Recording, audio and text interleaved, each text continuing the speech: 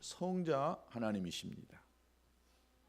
구약 시대에는 하나님께서 직접 천사들을 통해서 또 성령의 감동하심을 통하여서 인간에게 말씀하셨습니다. 그러나 예수님 시대에 예수님을 보고 예수님을 통해 하나님을 알 수 있게 하셨습니다. 하나님을 우리 마음속에 영접할 수가 있게 된 것인데 이것이 바로 영으로 오신 성령 하나님이십니다. 구약 시대에도 하나님이 믿는 자들 속에 함께 하셨습니다. 그러나 성령 시대에는 아예 이 하나님이 성도들 안에 들어오셨습니다. 구약 시대에는 마치 하나님께서 이 믿는 자들 손을 잡고 함께 이렇게 하나 되신 것과 같다라고 한다면, 이 성령 시대에는 우리 몸속에 들어와서 하나가 되신 것입니다. 그래서 지금을 가르쳐서 우리는 성령 시대 또 은혜 시대라고 이렇게 하는 것입니다. 하나님이신 성령, 이 성령이 인간 속에 들어와서 거하시기 때문에 우리는 이걸 가르쳐서 은혜다, 은혜 시대다라고 이렇게 이야기합니다. 성령은 하나님의 뜻과 예수님의 하시는 일을 깨달을 수 있게 하시는 것입니다. 즉, 이 성령의 도우심이 아니고서는 도무지 어느 누구도 하나님을 또 하나님의 일을 깨달을 수가 없는 것입니다. 그래서 사도 바울은 고린도전서 2장 10절에서 11절에 이렇게 이야기합니다.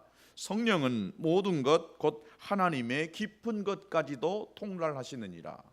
사람의 일을 사람의 속에 있는 영 외에 누가 알리요? 이와 같이 하나님의 일도 하나님의 영 외에는 아무도 알지 못하느니라. 이렇게 이야기하고 있습니다. 성령은 신의 특징을 가지고 계십니다. 영원하시며 전지전능하시고 무소부재하시며 진리의 영이시고 생명과 사랑의 영이시는 것입니다. 이 성령 하나님께서 하나님의 자녀들에게 하시는 일들이 있는데 그 일들을 우리는 지난주에 이어서 계속 살펴보려고 합니다. 그 첫 번째가 재용서에 대한 확신을 갖도록 해주는 것입니다. 즉, 죄책감으로부터 해방시켜 주시는 일을 하신다는 것입니다. 우리가 그리스도를 영접하는 순간 우리는 재용서함을 받았습니다. 하나님과 우리 사이에 있던 이 죄라고 하는 이 장벽은 사라지게 됐던 것입니다. 예수님이 우리의 이 죄, 과거, 현재, 미래의 모든 죄를 다 해결하셨습니다. 하나님은 우리의 모든 죄를 가져다가 저 바다 밑으로 던져버렸습니다. 이것을 미가라고 하는 선지자가 예언했는데, 미가 7장 19절에 보면 우리를 불쌍히 여기셔서 우리의 죄악을 발로 밟으시고 우리의 모든 죄를 깊은 바다에 던지시리로다. 죄를 완전히 발로 밟고 이 죄를 바다 저 깊은 곳으로 던져버린다는 것입니다.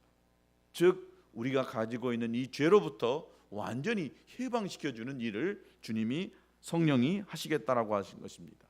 그러므로 이 죄 용서함을 받은 우리들은 이 죄책감으로부터 자유할 수 있는 이런 믿음을 가져야 하는 것입니다. 믿고 받아들이는 사람이라고 한다면 하나님과 마귀로부터 정죄함을 받지 않는 것입니다. 여러분, 이 기억과 또 죄책감을 혼돈하지 말아야 하는 것입니다. 죄를 기억하는 것은 평생 갑니다. 기억 상실증에 걸리지 않는 한 죄를 기억하지 않는, 기억한다라고 하는 것은 지극히 정상이고 당연한 것입니다. 그런데 성령이 책망을 하면 회개가 되어집니다. 그런데 마귀가 이 죄를 가지고 괴롭히면 우리는 어떻게 해야 되느냐? 이것을 물리쳐내야 되는 것입니다. 우리는 누구나 이 죄에 대한 기억력을 가지고 있게 마련입니다. 예수 그리스도를 믿는다고 해서 또 용서함을 받았다라고 해서 이 죄에 대한 기억력이 완전히 사라지는 것은 아닙니다. 사탄은 우리의 이 기억력을 통하여서 우리의 죄를 계속해서 지적합니다. 너 전에, 너 어제, 지난주에 너 이런 죄를 저질렀지 않았느냐라고 하면서 그 자꾸 이 죄를 기억나게 하는 것입니다. 그리고 이 죄를 지적합니다. 이와 같이 성령께서도 이 기억력을 통해서 우리의 죄를 지적하십니다. 하지만 이 사탄은 이 죄에 대한 기억력을 통해서 우리를 죄책감으로 인도하시지만은 이 성령님은 우리를 회개하도록 인도하시는 것입니다. 만약 죄책감이 사라지지 않는다라고 한다면 이 죄책감을 붙이고 있는 이 누군가가 우리의 귀 속에다가 계속 너 죄지었잖아, 너 죄인이잖아, 너 이래가지고도 너 집사라고 할 수 있겠니? 너 이래가지고도 목사라고 할 수 있겠니? 라고 하면서 우리로 하여금 계속 이 두려움에 죄책감에 붙들려 살게 만드는 것입니다. 우리의 내면에는 우리들로 하여금 아픔과 또 상처에서 벗어나지 못하도록 이 우리를 비방하는 이 남봉꾼이 있습니다. 비난의 메시지에 여러분 더 이상 귀를 기울이지 마시기 바랍니다. 오직 진정으로 사랑한다라고 하는 이 성령의 메시지에 여러분 온 이 힘을 다하여 귀를 기울일 수 있게 되기를 축복합니다. 그러면 반드시 이 성령의 음성이 들려지게 되는 것입니다. 성령께서는 우리의 내면에서 우리들의 찌그러지고 깨진 이 자아상을 건전한 이 자아상으로 회복시키는 일을 하십니다. 하나님의 형상과 이 모습을 다시 회복시키는 일을 성령님께서 하시는 것입니다. 이 일을 위하여 성령님은 우리에게 십자가에서 용서받았음을 지속적으로 기억나게 하시는 것입니다. 여러분, 정죄하는 마귀의 소리를 들을 것인가? 아니면 십자가의 복음을 전하시는 성령의 음성을 들을 것인가? 이것은 바로 우리의 선택에 달려 있는 것입니다. 두 번째, 이 성령이 하시는 일은 하나님의 자녀로서 하나님을 닮아가게 하시는 일을 하십니다. 성령님과 마귀는 우리들의 죄악과 실수, 허물 등을 지적합니다. 마귀는 최대한 이 부풀려서 이렇게 우리의 죄를 지적합니다.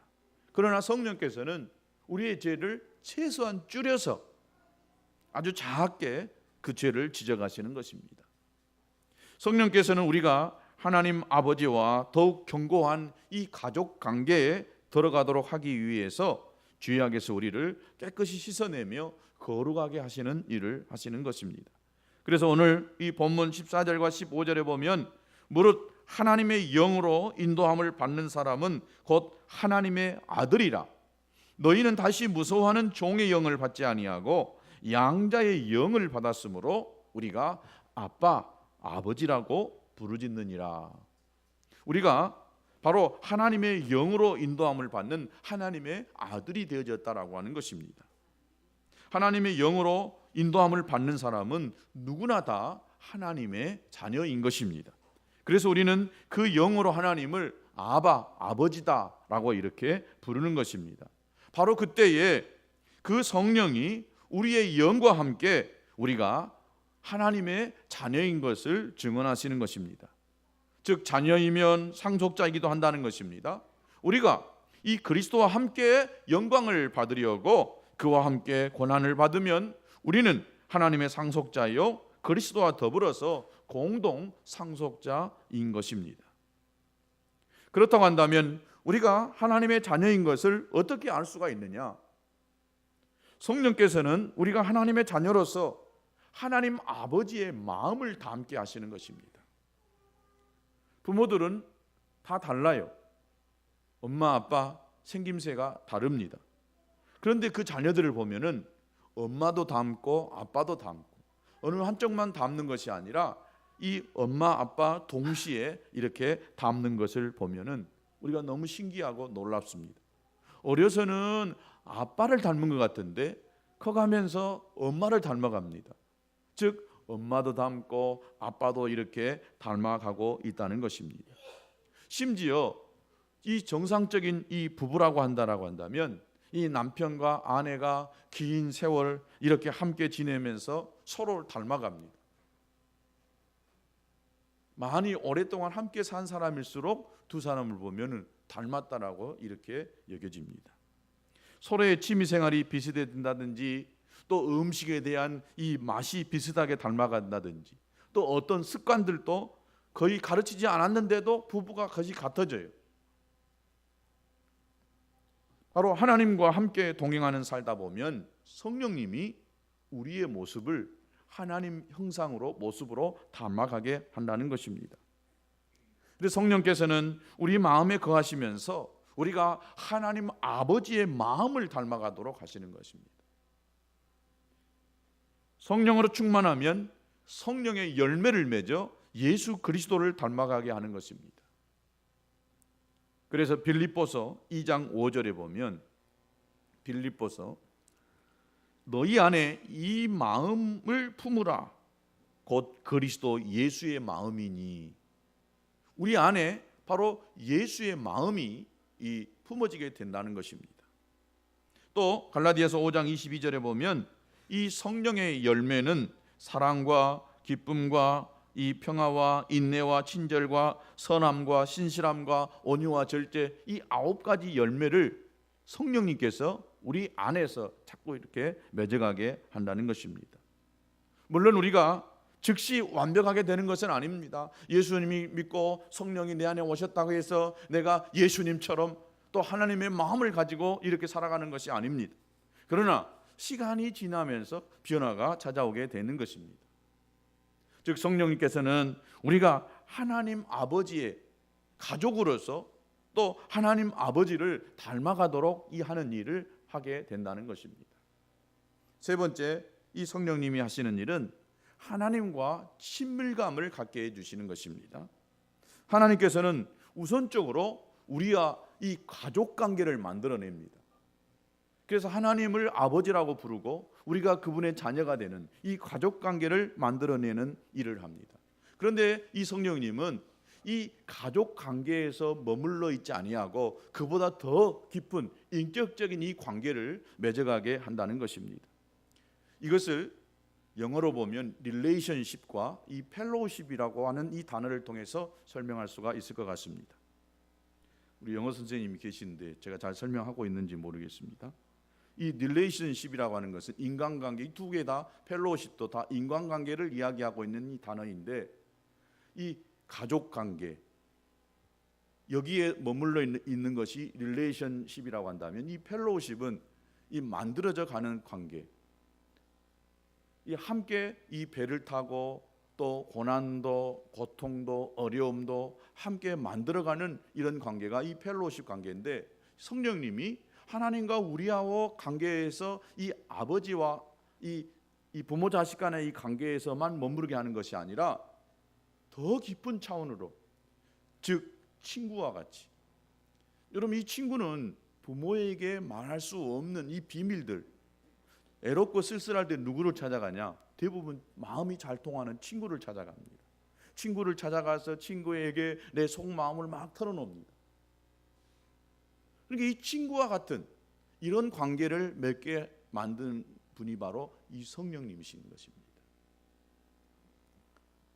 하나님은 우리의 부모이시기도 하지만은 우리의 비밀을 다 털어놓고 함께 이 고난도 또 이 비바람의 시련의 파도에도 또 이 배를 저어가면서 인생을 항해할 수 있도록 이 만들어 가시는 분이 성령님이시라는 것입니다. 그래서 우리가 어려움이 와도 또 문제가 생겨도 포기하지 아니하고 하나님께 붙들려서 하나님을 더 의지할 수 있게 된다는 것입니다. 그래서 갈라디아 4장 6절에 보면 너희가 아들인 거로 하나님이 그 아들의 영을 그 마음 가운데에 보내주셔서 아빠, 아버지라고 부르게 하셨느니라 그랬습니다. 우리가 하나님을 아버지라고 이렇게 부르잖아요. 하나님 아버지, 아빠. 우리 어렸을 때는 더 친하면 아빠라고 불러요. 저도 어려서부터 저는 아버지, 아빠라는 말을 불러보지를 못했습니다. 근데 이 친구들을 보면은 이 아버지에게 아빠, 아빠 이렇게 부르더라고요. 그렇게 좋아 보이더라고요. 아버지 하면은 좀 거리감이 있는 것 같은데 아빠 이렇게 부르면 굉장히 더 가깝게 이렇게 느껴지는 것을 보았습니다. 그래서 나도 아빠라고 한번 불러봤으면 좋겠다. 근데 한 번도 못 불러봤습니다. 성경에도 이 아바라고 하는 이 말은 아람어입니다. 굉장히 친한 이 관계 속에서 할 수 있는 말입니다. 즉 우리가 아빠 그러잖아요. 아빠, 아빠.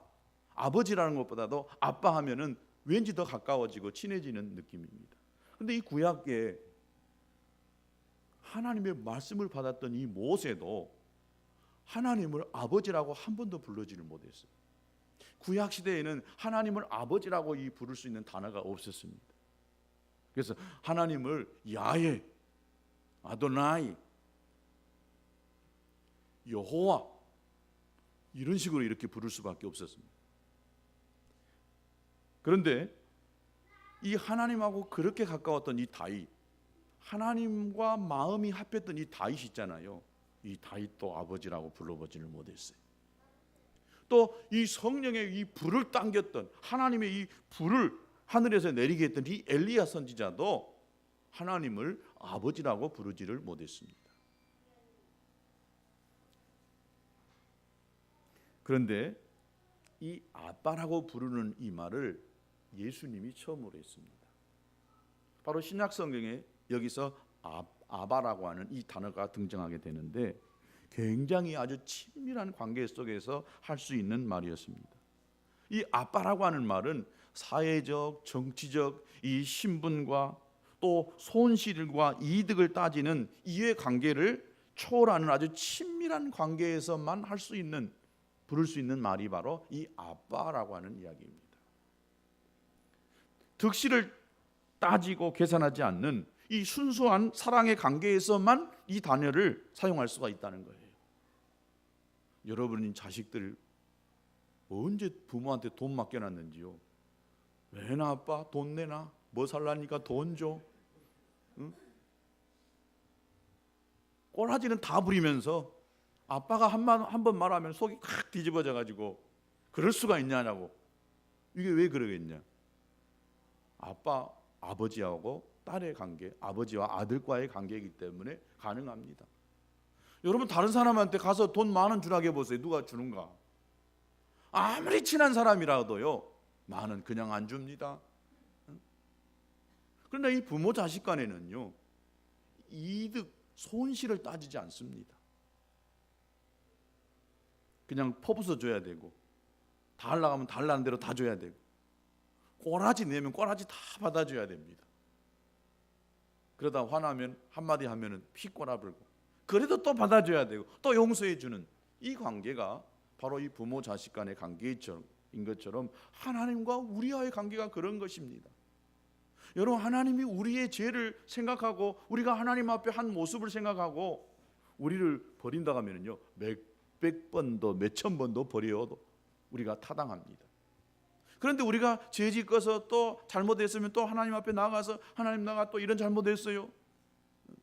하나님 이렇게 내가 불의하고 탐욕스러운 자입니다. 이렇게 하면은 또 주님이요 금방 우리의 마음속에 찾아오셔서 그래 괜찮다. 그래 내가 다 너를 용서해 줄게. 너를 받아줄게. 저는 지난주 한 주간 지난 금요일에 하루는 아침부터요 제 모습이 너무나 하나님 앞에 불의한 거, 이 탐욕이 가득한 이런 모습이 느껴져서 그냥 하나님 앞에 좀 나를 불쌍히 여겨달라고 하는 이런 기도밖에 안 되더라고요. 아침부터 계속해서 주여 나를 불쌍히 여겨 주시옵소서. 주여 불쌍히 여겨 주시옵소서.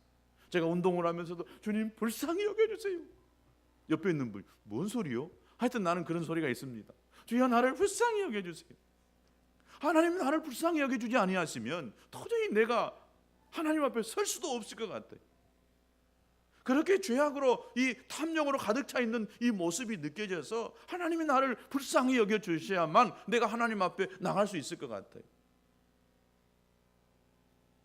하나님은 나를 위하여 다 쏟아내 주셨는데 어느 한 부분만을 하나님께서 한쪽 부분만을 남겨두고 감춰두고 우리에게 준 것이 아니라 하나님 것을 다 주었는데 우리가 그렇게 못 사는 이 모습을 보면서 주님 앞에 너무 부끄럽고 송구했습니다. 하나님이 나를 불쌍히 여겨 주십시오. 그래서 내가 하나님께 내가 나아가도록 도와주십시오. 여러분, 성령이 임하시면 이 모든 사람이, 성령 받은 사람은 하나님을 아바, 아버지라고 이렇게 부르게 됩니다. 여러분 안에 성령이 오셨다라고 한다면 여러분, 하나님이 여러분과 더 가까워지기를 원하시는 것입니다. 여러분이 매일같이 아빠 이렇게 불러보기를 정말 주님이 그 소리를 듣기를 원하시는 것입니다. 성령으로 거듭나지 않는 사람은요, 이 하나님을 아빠, 아버지 이렇게 못 부릅니다. 불러도요, 그 부른 것이 굉장히 어색합니다. 그런데 성령이 충만하고 나면은요, 정말 하나님 아버지, 하나님 이렇게 불러도요, 그냥 내 가슴이 그냥 멋으로 그냥 쏙 젖어드는 것처럼 이 스며드는 이런 것이 느껴지는 것입니다. 이 하나님과 이 친밀함을 갖도록 하기 위해서 성령님께서는 우리를 도우시는 두 가지 일이 있습니다. 우리가 더 하나님 앞에 더 가까워지고 주님과 더 친밀함을 이루기 위해서 두 가지 일을 하시는데, 그 첫 번째가 기도하는 것을 도와주십니다. 성령님은 우리가 하나님 앞에 더욱 가까이 나아갈 수 있게 하실 뿐만 아니라 우리가 기도하는 것을 도우십니다. 그래서 로마서 8장 26절에 보면 이와 같이 성령도 우리 연약함을 도우시나니 우리는 마땅히 기도할 바를 알지 못하나 오직 성령이 말할 수 없는 탄식으로 우리를 위하여 친히 간구하시느니라. 성령이 말할 수 없는 탄식으로 우리를 위하여 친히 간구한다는 거예요. 우리가 무엇을 어떻게 구해야 될지 모르겠는데 성령님께서 우리로 하여금 기도하도록 그렇게 이끌어 주신다는 것입니다. 그렇다고 한다면 여러분, 우리가 하는 모든 기도는 성령의 인도를 받아야 된다라고 하는 이런 말과도 같습니다. 그분의 도움이 없이는 기도는 생명력이 없고 단조롭기 쉽습니다. 그저 배운 익숙한 단어, 종교적인 이 단어에 불과합니다. 그러나 성령님과 깊은 관계 속에서 성령님이 인도하시는 그 기도를 드려보세요. 논리가 맞지 않고 어조가 맞지 않더라도요, 그냥 하나님 앞에서 하는 그 기도를 통해서 굉장히 친밀감을 갖게 만드는 것입니다. 성령 안에서 기도할 때에 이 나의 개인적인 야망이나 욕심의 이 기도는 걸러지고 하나님의 뜻에 따른 이 불붙는 열정의 기도를 할 수 있게 되는 것입니다. 이러한 뜨거운 기도를 할 때에 이 마음에 기도 응답에 대한 확신이 와요. 성령이 이끌려 주시는, 성령이 이끄는 기도를 하게 되면은 그 기도를 통해서 이 마음에 막 불이 붙기 시작합니다. 그리고 기도 응답에 대한 하나님이 내 기도를 듣고 계시구나 하는 이런 확신이 오게 된다는 것입니다.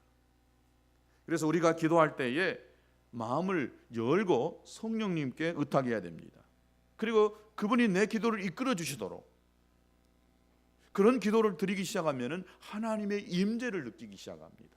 그 하나님의 임재를 느낀다는 것은 하나님이 지금 내 옆에, 내 가까이에 와 계신다는 것입니다. 그렇다면은 여러분, 이 하나님의 임재를 느끼는 기도를 한 번만 해보세요. 하나님이 그렇게 가까워질 수가 없어요. 그리고 이 기도를 하는 과정 속에서 하나님의 뜻이 무엇인가, 또 하나님이 우리에게 원하시는 것이 무엇인가, 또 하나님의 마음이 무엇인가, 이런 것들이 알게 되어지는 것입니다. 그래서 저는 이런 기도를 하기 위해서는 저는 방언 기도를 많이 해야 된다고 생각합니다. 우리가 마음으로 하는 기도도 얼마든지 또 주님과 더 가까워지고 또 할 수 있다라고 생각하지만, 제 경험적으로 보면 저는 이 방언을 하다 보면 내가 알 수 없는 말이지만 성령님께서 내 안에 부어주시는 이 기도의 열정과 또 감동을 통해서 막 기도하다 보면은 하나님의 마음이 느껴지고, 또 주님이 나를 통해서 하시고자 하시는 일이 무엇인가가 생각나고, 또 성도들의 아픔과 문제가 보이기도 하고, 또 무엇을 어떻게 해야 될 것인가가 깨달아지는 경우가 제 개인의 경험으로 볼 때에 거의 대부분 방언 기도하다가 문득문득 성령께서 가르쳐 주시고 또 그림이나 어떤 단어를 이렇게 보여주시면서 이끌어 주시는 경험이 많습니다. 그렇다고 꼭 방언 기도만 해야 된다는 말은 아닙니다. 그러나 저는 많은 기도의 이 시간을 방언에 이렇게 몰두합니다. 의도적으로라도 그렇게 해봅니다. 그러면 훨씬 더 내가 마음으로 하는 기도보다도 더 깊은 기도가 되어지고 성령에 이끌리신, 내 마음으로 하는 기도를 하다 보면은 내가 내 마음으로 하는 이 기도에 보면은 내 욕심이 들어가고 또 내 야망이 들어가는, 내 뜻을 이루려고 하는 이런 기도를 하는 경우가 있습니다.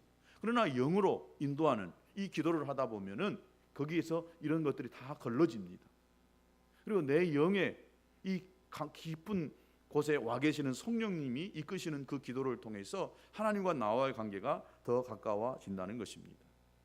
두 번째, 성령님이 하나님과 나와의 관계 속에서 이 친밀함을 갖게 하시기 위하여 하는 일이 있는데, 그것은 말씀을 이해하도록, 말씀을 깨닫도록 도와주신다는 것입니다.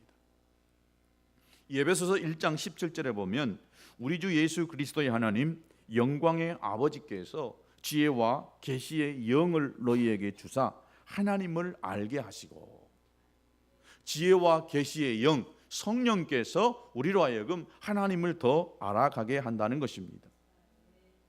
그분은 우리의 눈을 밝혀서 성경을 통해서 우리에게 하시는 하나님의 말씀을 이해하도록, 깨닫도록 하게 하시는 것입니다. 우리를 향하신 이 하나님 아버지의 심정을 느끼도록 감동을 주는 것입니다.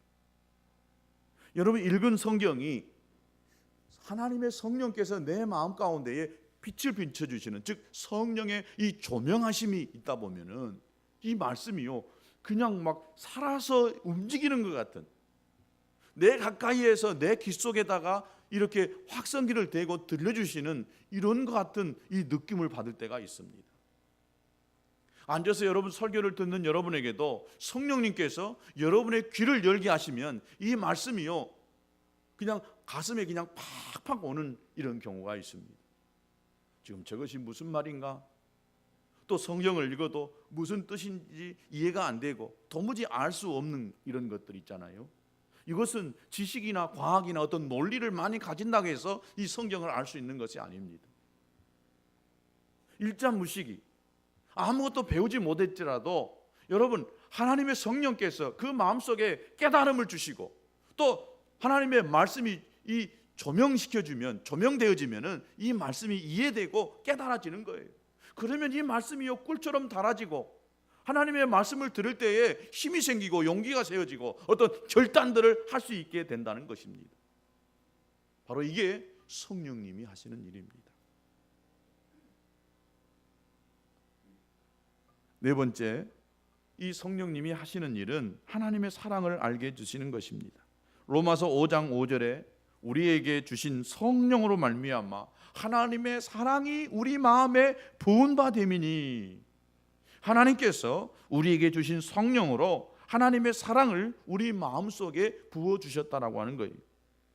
하나님의 사랑을 경험한 사람들은 이 거룩한 비전을 위해서 자신의 삶을 바치는 헌신을 두려워하지 않는 거예요. 여러분, 사랑하는 사람 보세요. 멀부를 가리지 아니하고 그 사람을 위해서 헌신합니다.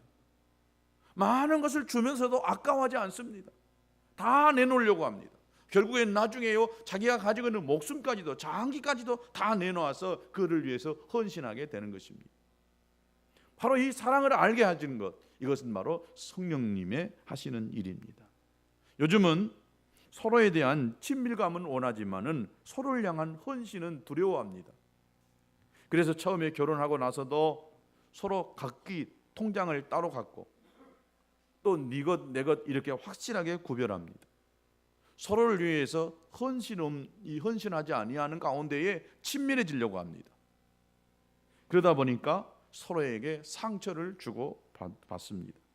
왜냐하면 이 서로를 향한 헌신적인 관계가 없다 보니까 이해관계로 발전하게 됩니다. 나에게 약간만 손해가 와도 그 친밀감은 깨지고 상처를 받게 되는 것입니다. 바로 이 사탄이 노리는 것이 이겁니다. 헌신이 없는 관계를 추구하도록 이끌어가는 것입니다. 서로에게 관심을 가지고 헌신하는 이 진정한 가족 관계가 아니라 그저 가까운 친밀감을 추구하기 위해서 재미와 흥미를 유발하는 쾌락과 오락을 도입시켜내는 것입니다. 그래서 성령이 없는 교회, 성령이 없는 모임에 들어가 보면 전부 육으로 흘러가게 되는 거예요. 육신이 충만한 여러분 사람들 모임에 가보세요.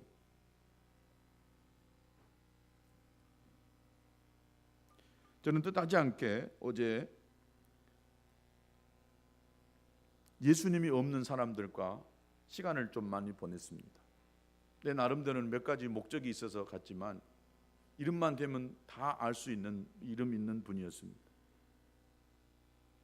그런데 그분들하고 만나서 시간을 보내고 또 어쩔 수 없이 같이 식사도 하게 됐습니다. 너무나 불편하고 이 마음이 흔쾌하지 않았습니다. 그 모임을 내가 주도해가지고 그리고 성령님이 그 모임 속에 이렇게 완전히 함께 했다라고 한다면 불편하지 않았을 텐데 불편하더라고요.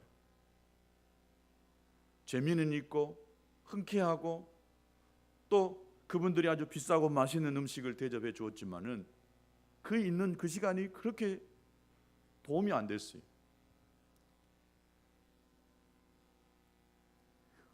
이 성령님이 역사하시고 성령이 없는 그 모임에는 성령이 있는 사람은 그 속에 가면은요 불편해집니다. 목사님이 있어서 이 말도 함부로 못하고요 행동도 굉장히 그분들이 조심조심하더라고요. 그런데도 저에게는 굉장히 꺼리고 내 다시는 이 모임이 안 온다. 아니 목사님 제발 또 와주세요. 또 만나주세요. 성령이 없는 모임 속에 성령이 있는 사람이 그 안에 있을 때에 그것을 모임을 이끌어가지 못하면 굉장히 이 거북스럽고 이 멀리하고 싶은 이런 감동이 생기더라고요. 여기에는 쾌락과 또 이 좋아할 수 있는 또 가까워질 수 있는 이런 것만 가지고는 온전한 이 모임이 될 수가 없는 것입니다. 교회도 마찬가지입니다. 하나님의 성령이 그 모임 속에 그 교회 속에 역사할 때만이 그 교회는 진정한 교회인 것입니다. 교회가 하나님의 성령이 없이 움직이면 그건 세상 모임과 똑같습니다. 다를 바가 없습니다. 그러면 육신이 나오기 시작합니다. 또 내 의지, 내 뜻대로 안 되면 거기서부터는 교회가 분란이 생기기 시작합니다. 그래서 교회는 철저히 성령이 움직이시고 성령이 이끄시는 그런 모임이 돼야 되는 것입니다. 다섯 번째, 이 성령이 하시는 일은 이 거룩한 비전을 보게 하는 겁니다. 사도행전 2장 17절에 보니까 하나님이 말씀하시기를 말세에 내가 내 영을 모든 육체에 부어주리니 너희의 자녀들은 예언할 것이요 너희 젊은이들은 환상을 보고 너희 늙은이들은 꿈을 꾸리라. 성령께서는 하나님의 이 거룩한 비전을 보게 한다는 것입니다. 성령이 내 안에 오시면 내가 무엇을 이루겠다라고 하는 이 열망이 막 일어나게 돼 있는 것입니다. 여러분 돈을 섬기면 돈을 위하여서 하나님을 이용하게 됩니다. 그러나 하나님을 섬기면 하나님을 이유하여서 이 돈을 이용하게 되는 것입니다. 누구를 섬길 것인가? 하나님을 모르면 하나님께 헌신하지 아니하고 하나님을 이용하려고 합니다. 하나님이 내 뜻을 이루기 위해서 필요하신 분이에요. 왜냐? 그분은 능력의 하나님이라니까. 그분은 없는 것을 있게 하시는 하나님이시니까 내 꿈을 위하여 하나님이 필요한 것입니다. 그러나 여러분 하나님을 알고 성령님을 알다 보면은 그분의 뜻을 이루기 위하여서 내 것을 내놓습니다. 헌신이 되어집니다. 또 하나님이 그런 사람을 통해서 하나님의 일을 이루어 가게 되는 것을 볼 수 있습니다. 또 이 하나님의 영이 임하게 되어지면은 두려움이 사라지게 됩니다. 거룩한 비전을 이 외면하는 이런 사람들의 내면들을 들여다보면은 실은 삶에 대한 이 두려움이 있는 거예요. 이 삶에 대한 두려움이 있다 보니까 하나님의 일을 힘차게 품어내지를 못합니다. 감당해내지를 못합니다. 왜냐하면 우리는 어렸을 때부터요 우리 자신의 삶을 최대한 질서 정연하고 예측 가능한 일만을 하게 그렇게 만들어져 있어요. 그러니까 지금 이런 혼란한 시대에 가장 안정적인 이 직업, 즉 공무원을 그렇게 선호하는 거예요.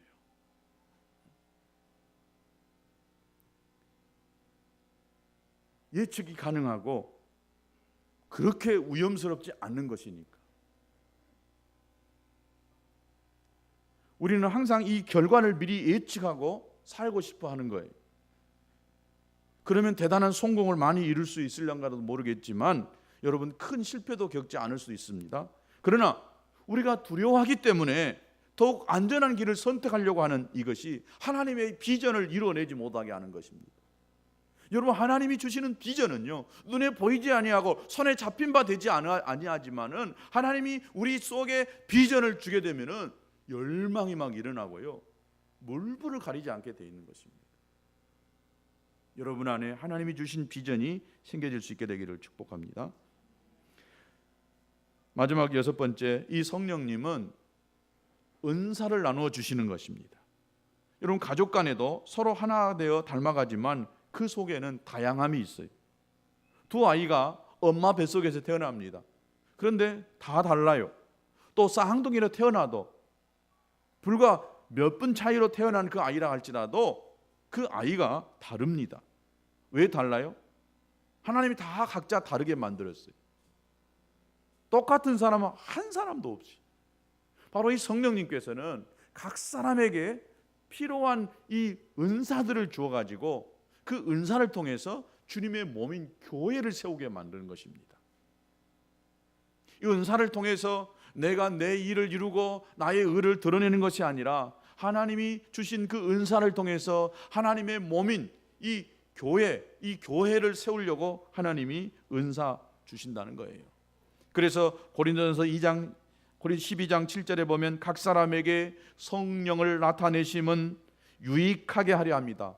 각 사람에게 성령이 오게 하신 것은 유익하게 하려고 하는 것인데, 어떤 사람에게는 성령으로 지혜의 말씀을, 또 어떤 사람에게는 같은 성령을 따라서 지식의 말씀을, 다른 사람에게는 같은 성령으로 믿음을, 어떤 사람에게는 병 고치는 은사를, 어떤 사람에게는 능력 행함을, 어떤 사람에게는 예언함을, 어떤 사람에게는 영들 분별함을, 다른 사람에게는 각종 방언 말함을, 어떤 사람에게는 방언들 통역함을 주셨나니 이 모든 일은 같은 한 성령이 행하사 그 뜻대로 각 사람에게 나누어 주신 것이니라. 한 성령님이 하나님의 뜻대로, 우리 뜻이 아니라 하나님의 뜻대로 각 사람에게 나누어 줬다라고 이야기합니다. 어떤 사람은 둘 가지고 있는 사람이 있고 셋 가지고 있는 사람이 있고, 어떤 사람은 하나 가지고 있는 사람들도 있습니다. 또 어떤 분들은 이렇게 이야기합니다. 성령 안에 이 모든 은사가 다 있기 때문에 이 모든 일을 다 할 수 있다라고 이렇게 이야기하는 분들도 있어요. 이 말도 맞고, 저는 각 사람에게 하나님이 두드러지게 나타난 그런 이 재능이 있고 또 하나님이 주시는 은사가 있다고 생각합니다. 바로 이것은 하나님의 몸인 교회를 세우기 위하여, 자기 유익을 위해서 준 것이 아니라 주님의 몸인 교회를 위해서 이것을 주셨습니다. 그런데 성경은 이것만 이야기하는 것이 아니라 다른 곳에서는 사도로, 교사로, 남을 도와주는 사람으로, 또 긍휼히 여겨주는 사람으로, 관리하는 사람으로, 복음 전도자로, 목사로, 섬기는 일로, 권면한 일로, 나누어지는 사람으로, 지도하는 사람으로, 자선을 베푸는 사람으로, 이렇게 사람에게 다 각자에게 이런 마음, 이런 재능, 이런 은사를 주셔서 주님의 일을 하게 만드는 거예요. 어떤 사람은 똑같은 말을 들어도 전혀 부담이 안 되는 사람이 있는가 하면, 어떤 사람에는 남이 어렵다는 말만 들으면 막 내 것을 막 퍼주고 싶어요. 빚을 내서라도 주고 싶어. 이 사람에게는 그런 은사가 있는 거예요. 긍휼의 은사가 있는 거예요. 남을 돕고자 하는 은사가 있는 것입니다. 또 어떤 사람의 능력을 행하는 은사가 있어요. 이 사람에게 말이 되어지면 그 말대로 되어지는 역사가 있어요. 이 사람 입술에서 예수님의 이름으로 이 귀신아 떠나가라 하면은 귀신이 떠나가게 돼요. 다른 사람은 떠나가라, 들어가라, 나가라 해도 안 되는데, 어떤 사람에게는 떠나가라라고 하는 말 한마디에 의해서, 손짓 하나에 의해서 귀신이 떠나가는 역사가 있어요. 바로 하나님이 그 사람에게는 능력 행함의 은사를 주셨다는 거예요. 어떤 사람은 또 방언을, 어떤 사람은 방언을 하는 것들을 막 통역하게 하는 은사를 주셨습니다. 또 병 고치는 은사를 주었어요. 다른 사람이 손을 얹고 기도해도 안 되지만 그 사람이 손을 얹고 기도하면 병이 낫는 역사가 있다는 거예요. 어떤 사람에게는 지식의 은사가 주어졌어요. 경험하지 못하고 보았지 않았지만은 하나님이 보게 하는 이 은혜를 주셔가지고 그 사람의 마음이 읽혀지고 그 문제가 보여지고 그 상황이 이렇게 보여지는, 이것이 지식의 은사인 것입니다. 다양하게 각 사람에게 하나님의 뜻대로, 내가 원하는 것이 아니라 하나님의 뜻대로 각 사람에게 나누어 주어서 하나님의 일을 하도록 하나님이 주시는 것입니다. 그리고 마지막으로 이 성령님은요, 복음 전도하게 하는 일을 하게 하시는 것입니다. 오직 성령이 너에게 임하시면 너희가 권능을 받고 예루살렘과 온 유대야와 사마리아 땅 끝까지 이르러 내 증인이 되리라 했습니다. 여러분, 예수님의 제자들이 예수님과 함께 할 때에 저들이 많은 가르침을 받았지만은 저들이 증인의 삶을 살지 못했습니다. 그러나 성령이 임하고 나니까 이 저들이요, 복음을 들고 나가서 목숨을 내걸고 던지고 가면서 복음 전하는 복음 전도의 사명을 살게 됐다는 것입니다. 여러분, 성령님이 우리 안에 이 복음 전하게 하는 열정을 주십니다. 여러분, 전도를 잘 못하는 사람이 있어요. 전도만 하려고 하면 그냥 다다다다 떨려버리고 말문이 콱 막혀버리고, 꼭 전도하면 누가요? 뭐라 하는 것처럼 느껴지고 저 사람이 나를 무시할 것 같고. 여러분, 성령 충만을 받아야 됩니다. 성령으로 그 전도할 때에 불같은 열정이 막 일어나게 돼 있는 거예요. 우리 노종래 집사 다른 사람보다 말도 잘 못합니다. 배운 것도 짧습니다. 전도 못할 줄 알았어요. 전도하러 나가서 전도해 보니까요, 누구보다도 열심히 하더라고요. 우리는 우리 이 말 하면 어떨까? 저 사람이 어떻게 대꾸할까, 반응할까? 우리 노집사는 그거 상관 안 해요. 그냥 앞으로 곱니다. 필요 없어요. 그래도 예수 믿어야 됩니다. 성령 충만하면 전도 가능합니다. 전도가 두려우시죠? 떨리시죠? 성령 충만을 받으세요.